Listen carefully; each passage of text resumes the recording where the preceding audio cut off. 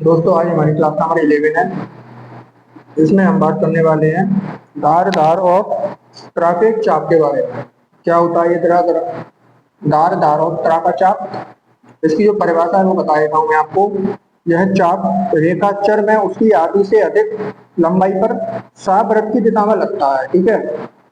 यह चाप धार धार के लिए केवल अंत में लगता है और त्रा के लिए शुरू तथा अंत दोनों में लगता है। ठीक है। अब अपन इसको मैं बोर्ड में समझा देता हूँ आपको एक बार अच्छे से।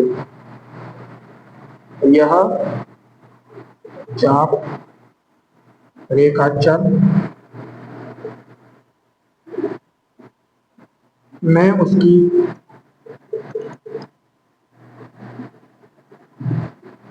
आधी से अधिक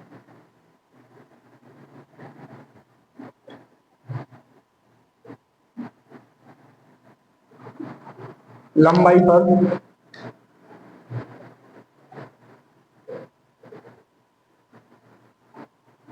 सावृत्त की दिशा में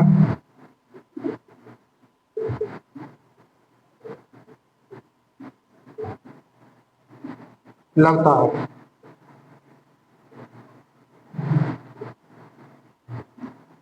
यह चाप धार धार के लिए केवल अंत में लगता है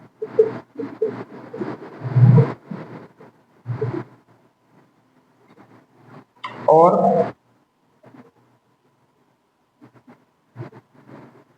त्रा के लिए शुरू तथा अंत में लगता है। इसकी जो परिभाषा है धार धार और त्रा के चाप की, वो एक बार मैं आपको और समझा देता हूँ अच्छे से। यह चाप रेखाचर में उसकी आधी से अधिक लंबाई पर लगता है। ठीक है। लंबाई पर सावृत्त की दिशा में लगता है। ठीक है। यह चाप धार धार के लिए केवल अंत में लगता है और त्रा के लिए शुरू में तथा अंत में दोनों में लगता है। त्रा के लिए ठीक है। और शुरू में लगता है केवल धार और धार के लिए केवल शुरू में लगता है। त्रा के लिए शुरू में भी लगता है और अंत में भी लगता है। अब इसके अपन कुछ उदाहरण ले लेते हैं, जैसे कि जमादार।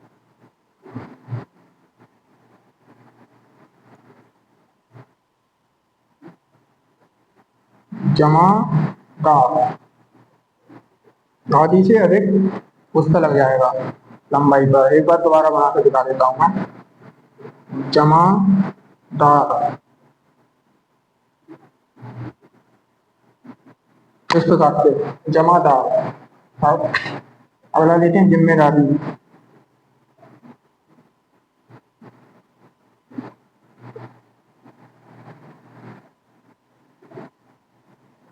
जिम्मेदारी इस प्रकार से पवित्र।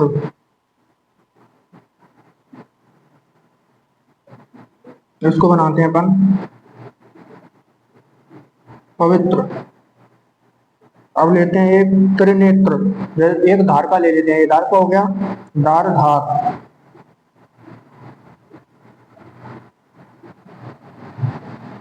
इसको बनाते हैं इस प्रकार से धार धार। ठीक है। अब एक को लेते हैं अपन शुरू में लेते हैं एक तरफ, जैसे कि त्रिशूल। इसको कैसे बनाएंगे? त्रिशूल। अब एक ले लेते हैं ऐसे त्रिनेत्र। त्रिनेत्र इसको बनाते हैं। ठीक है। नीचे बना देता हूं मैं इसको इधर।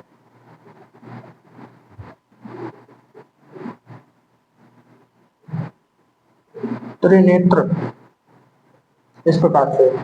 ठीक है। जो हो गया हमारा धार धार और त्रा का चाप, इस प्रकार से लगाया जाता है।